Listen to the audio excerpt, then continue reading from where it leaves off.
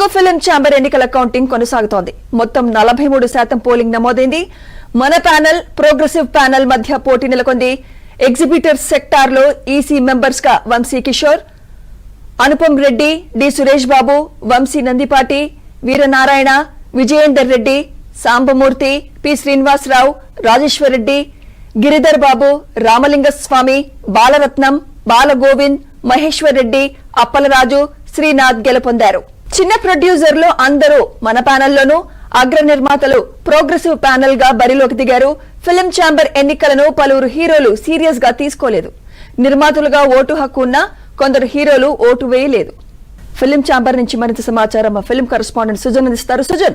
Sumitra, film chamber ఎన్నికలకు సంబంధించిన counting కొద్దిసేపటి క్రితమే మొదలైంది. ఇప్పటికే 2 సెక్టార్లకు సంబంధించిన కౌంటింగ్ పూర్తయింది. స్టూడియో సెక్టార్ లో నలుగురు ఈసీ మెంబర్స్ ఎన్నిక కావాల్సి ఉంది. ఆ నలుగురులో 3 మనా ప్యానెల్ కి సంబంధించి, 1 ప్రోగ్రెసివ్ ప్యానెల్ కి సంబంధించిన సభ్యులు ఎన్నిక కాబడ్డారు. అయితే ఎగ్జిబిటర్ సెక్టార్ కి సంబంధించి కంప్లీట్ గా ప్రోగ్రెసివ్ ప్యానెల్ యొక్క కమాండింగ్ కనపడింది. 16 ఈసీ మెంబర్స్ కి 14 మంది సురేష్ బాబు ప్యానెల్ నుంచే గెలుపొందారు. అందులో సురేష్ బాబు కూడా ఈసీ మెంబర్ గా గెలుపొందడం జరిగింది. ఎందుకంటే ఈసారి ఎగ్జిక్యూటివ్ ప్యానెల్ నుంచే కూడా అధ్యక్షుడి ఎన్నిక జరగనుంది. సో ఈ ప్యానెల్లో కంప్లీట్ గా సురేష్ బాబు యొక్క కమాండింగ్ అంతా కనపడింది.